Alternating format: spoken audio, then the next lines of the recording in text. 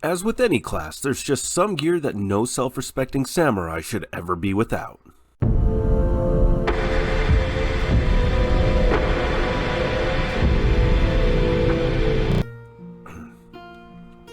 Hello everyone, and welcome back down here to the Gamer's Den with me, your host, Jordan, your master of lore and storyteller extraordinaire, here to talk to you today about the next step of the Pathfinder Samurai Guide for 1st edition, and today we are talking about the equipment you want to pick up for your samurai. There are so many things that are just going to be inherent from class to class and character to character that are just going to be so incredibly useful that nobody should ever be without them, but there are also going to be a few things that work particularly well specifically for your class, so we'll be covering that today. But before we get into all of that, if you're new here to the channel, go on down there, hit the subscribe button, and become a regular member here at the Gamer's Den. Or if you've already gone on ahead and listed yourself on such an incredible roster of legendary heroes, then go on down there to hit the like button and share the video far and wide. But now we'll actually start talking about your gear, and to begin with, we of course start with your weapon. Now for this particular build, we are going with the Katana as our main weapon. You get 1d8 plus your strength in damage, or strength in a half if you decide to two-hand the weapon. The critical threat range is 18 to 20 and does double damage on a confirmed crit. Now, as far as enhancements go, other than just the flat enchantment bonus going from a +1 to a +5 bonus, you should also look at things like Dispelling Burst, which counts as a +2 bonus.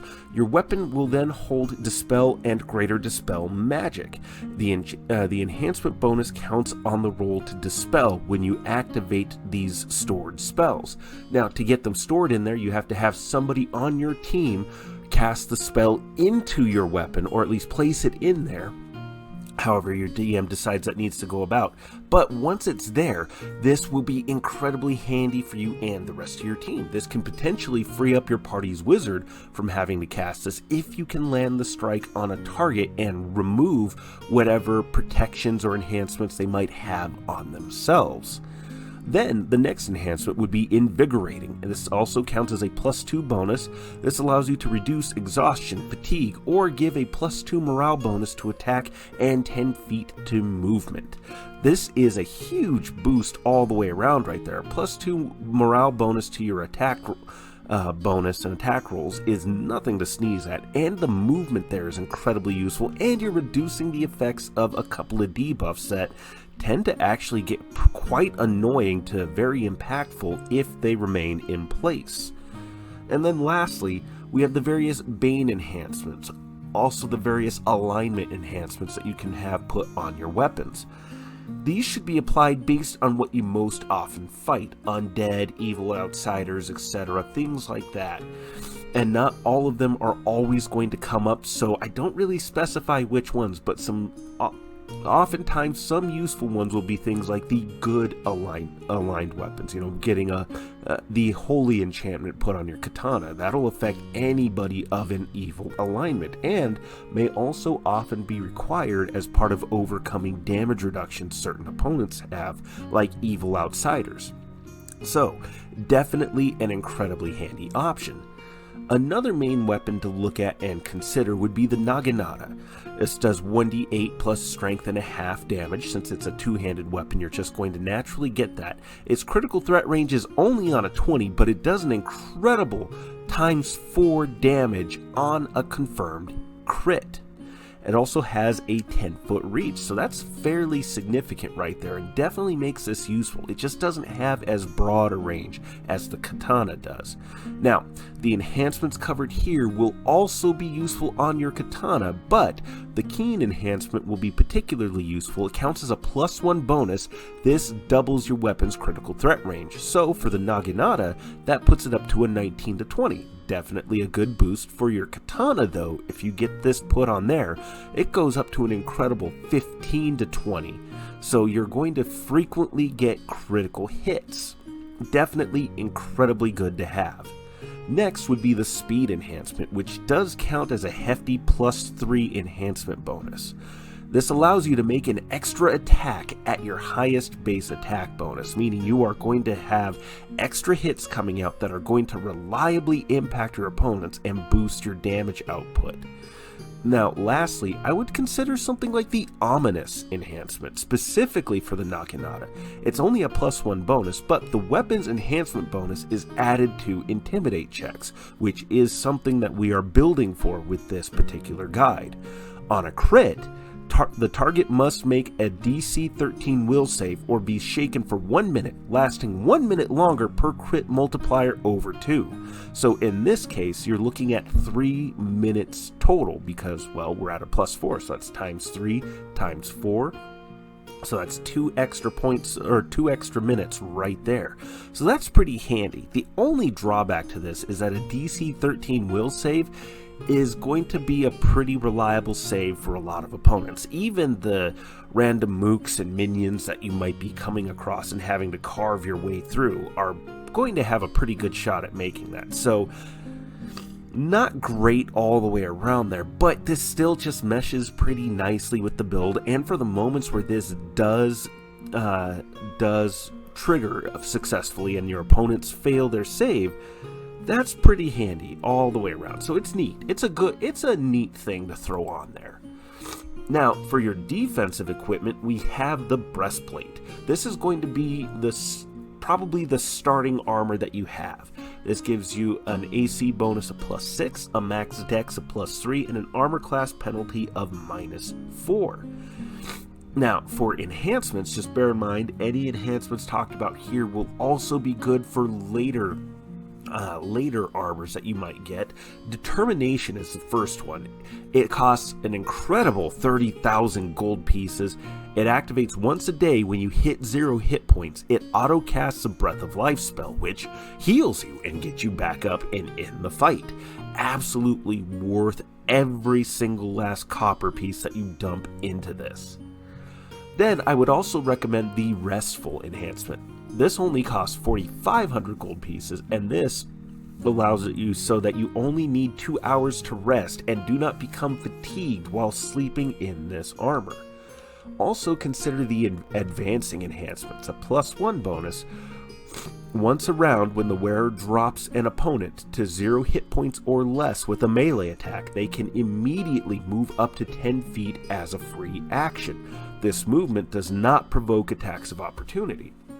So this, combined with previous weapon enhancements, can get you an incredible amount of movement on your turn and help you a lot with positioning and moving through opponents. I mean, imagine if you're carving your way through all the chaff enemies that are in your way. Every time, once a round, when you drop an opponent to 0 hit points or less, which you're likely to do with just the waves of enemies that can be coming your way, just the regular, enemies that you need to thin out to get to your actual important targets. This can help you to move your way through the battlefield pretty damn reliably. That's awesome to have in your back pocket. Now, if you decide later that you're going to upgrade, which you should be upgrading your equipment, I would really recommend going with full plate. No, it's not traditional armor for the samurai, or playing samurai in a fantasy setting. This gives you a +9 armor bonus, a max dex bonus of +1, and an AC penalty of -6. Now, your speed does get reduced to 20 feet, but with our speed enhancing options and the fact that you have a mount, you are going to be able to move around pretty reliably regardless. But other enhancements to consider would be things like Mind Buttressing. This is a +2 bonus and gives you a +2 resistance bonus on will saves, and gives immunity to possession and mental control. So charm, compulsion effects like command, things that are definitely going to be coming your way and definitely targeting you because samurai have lower will save scores anyways. So great to have. Really helps to shore up one of your major weaknesses. And then lastly, consider Champion. It gives you a +1, or it counts as a +1 bonus and gives a +2 bonus to AC against the target of your challenge ability. So while we are taking a -2 penalty to our armor class against all opponents that are not the target of our challenge, getting a +2 bonus against the target of your challenge is still handy because, especially if you're playing your samurai how they are classically depicted in a lot of pop culture, movies, and the like, you're going to be challenging one of the most significant threats on the battlefield. So they're going to likely be a significant threat in terms of martial ability, in terms of their melee. So they're going to have a better attack bonus, so any boost to your armor class from such a significant threat is still going to be useful.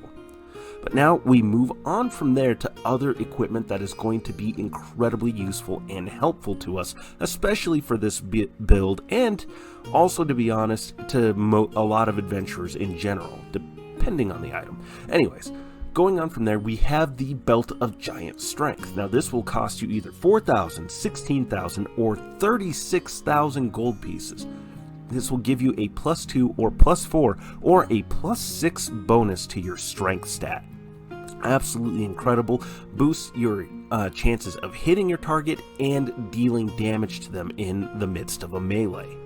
But then, if you have the opportunity to acquire one of these, we have the Belt of Physical Might next. Now these can cost 10,000, 40,000, or an incredible 90,000 gold pieces. Should you have the opportunity to buy one, you'll want a belt that gives you a bonus to your strength and constitution scores, boosting your damage and your ability to survive getting hit, as well as also enhancing your fortitude saves. Certainly nothing bad to be had there. If you are so fortunate as to get something that boosts all 3 of your physical stats, including dexterity, so much the better. Dexterity is just that prime stat that affects so many things: initiative, reflex saves, your armor class, your ranged attacks, and several skills, so definitely nothing to sneeze at there, but this is what you're going to want to key on more. Now, we also have the Cloak of Resistance. This will be great for any adventurer. This will cost from 1,000 to 25,000 gold pieces and can give either a +1 or all the way up to a +5 resistance bonus to all of your saves. Now, again, given that your will saves are your biggest weak point, and most significant weak point, this is going to be great to have. However, you do have some other cloak options down the line that are worth considering. But before we get to that, we have the Ring of Protection as the next item. Again, another item that will be great for any class. If you can even get one of these though, even a lesser one, it's still going to be valuable. These can cost anywhere from 2,000 to 50,000 gold pieces and will give a +1 to a +5 deflection bonus to your armor class and counts towards things like your touch armor class. Definitely great to have there. And then we also have the Handy Haversack, another item no adventurer should go without, and it's relatively inexpensive as well, coming in at 2,000 gold pieces.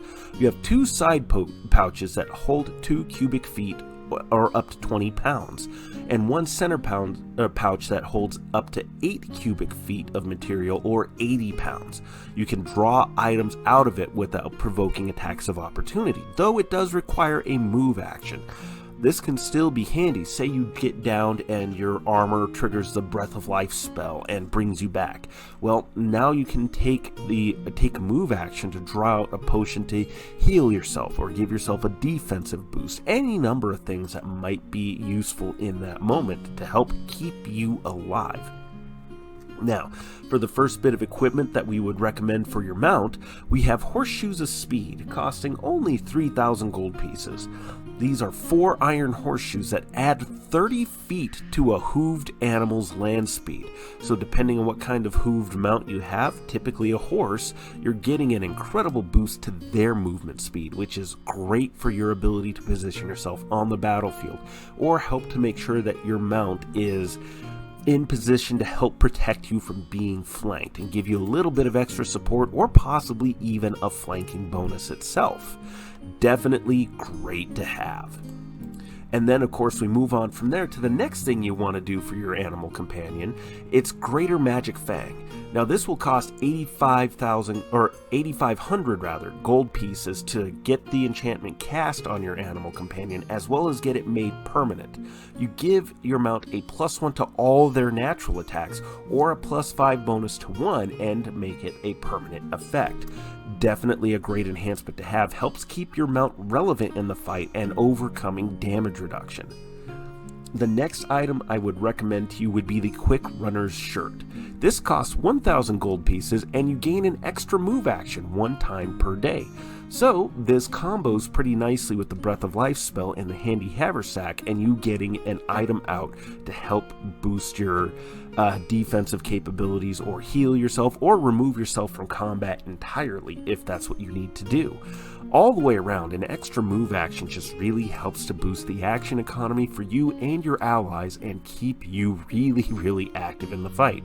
Hell, even if all you use it for is just maneuvering and moving into position, you're going to be looking at an incredibly useful item that you can wear beneath your armor. And the last item here is the cloak item I had mentioned earlier. It's the Cloak of Displacement, the minor version.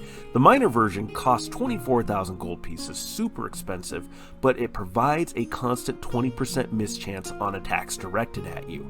This is going to be handy because, again, while a -2 penalty to your armor class is not the biggest thing in the world at later levels, still having a just constant 20% mischance for anybody that's targeting you is going to be useful. Definitely an incredibly handy thing to have. And of course, these are not the only magic items to consider. We have the various iron stones, the different tokens that you can throw down or use, like the Featherfall token or the token that springs up entire trees. You also have Darren's Instant Fortress that you can throw down and have a whole stone tower erupt in front of you from which to fight or to rest in, whatever your party might need that for. There are just an incredible array of items for you to make use of over the course of your adventuring career that it'd be impossible to list everything that could possibly be useful here in this moment. But what do you think? Go on down to the comments below and let me know your thoughts. Did you like today's video? Did you dislike it? What other things might you recommend overall for the samurai, or just adventuring in general? Let me know your thoughts. We'll engage in discussion down below. And remember, if you're new here to the channel, go on down there, hit the subscribe button, and become a regular member here at the Gamers Den. But with all that said, I've been your host, Jordan, your master of lore and storyteller extraordinaire. Thank you all so very much for your time, and you all have yourselves a good night.